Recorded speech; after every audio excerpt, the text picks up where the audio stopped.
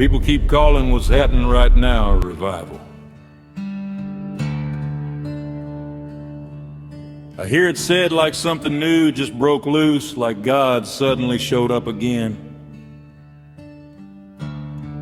But I don't believe that's what's happening. I believe it's something older than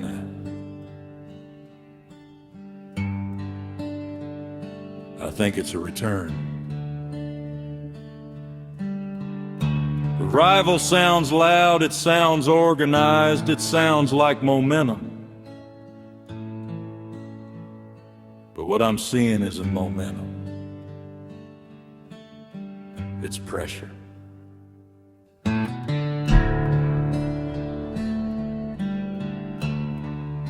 It started when the bills kept coming and the math stopped working. When jobs didn't feel solid anymore, when institutions talked confident, but couldn't explain the cracks. When people followed every promise offered and still ended up empty. That's when things got honest. People didn't lose faith in God, they lost faith in everything else that claimed it could replace Him. God didn't disappear, He just stopped being convenient.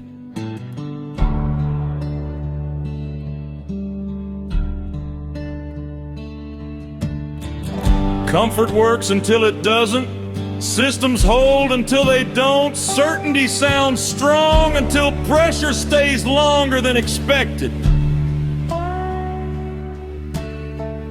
And when all that noise collapses, people remember something old that still holds weight.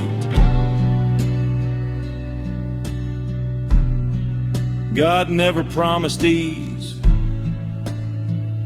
He promised presence. This isn't revival, it's return. Not to religion, not to hype, not to a stage or spotlight, but to truth, to reverence, to God as He actually is.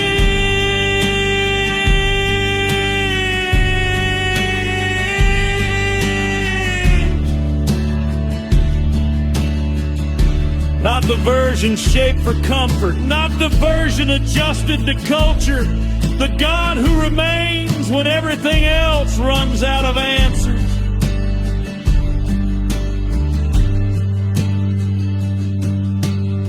Return doesn't look dramatic, it doesn't trend well, it doesn't make headlines. It looks like quiet choices, private prayers, people admitting they don't have it figured out. It looks like men and women who tried every substitute first and finally stopped pretending those substitutes were enough. Scripture doesn't say God restores when we impress Him. It says He restores when we return. God never left His post, He didn't wander, He didn't panic, He didn't change His position when we drifted. He waited. And now, not because the world improved, but because it ran out of lies, people are remembering where He is. That's not revival, that's recognition. This isn't a wave, it's a turning. This isn't hype, it's hunger. This isn't fear driving people to God, it's clarity. Everything else spoke loudly. God stayed faithful. So call it what it is, not revival. return.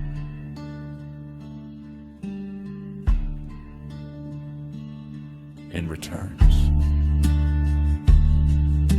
last.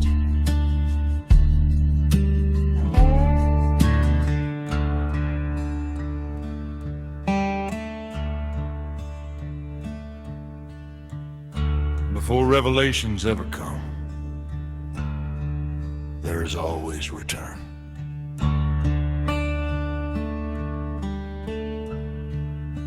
That's the pattern. It's always been the pattern. And that's why I want to say this clearly. On March 29th, the week leading into Easter, I'm releasing a full album called Revelations. This is not a single. This is not a theme song. This is a complete album. Part of the Witness Project. It's written from the perspective of a witness, not watching prophecy from a distance, but standing inside it as society begins to fracture. This album walks through the first half of the book of Revelation as it would be experienced during a modern collapse. Not monsters and movie scenes, but systems failing, truth bending, power concentrating, fear spreading, faith being tested quietly, day by day. It's about what it feels like to live through the fall of confidence, the collapse of trust, and the slow realization that the world we leaned on can't carry the weight anymore. Not to predict dates, not to stir panic, not to sensationalize scripture, but to show what Revelations looks like when it intersects real life. Because Revelation wasn't written to scare the faithful. It was written to steady them. And before God ever reveals what's coming, He always calls people back to where they belong.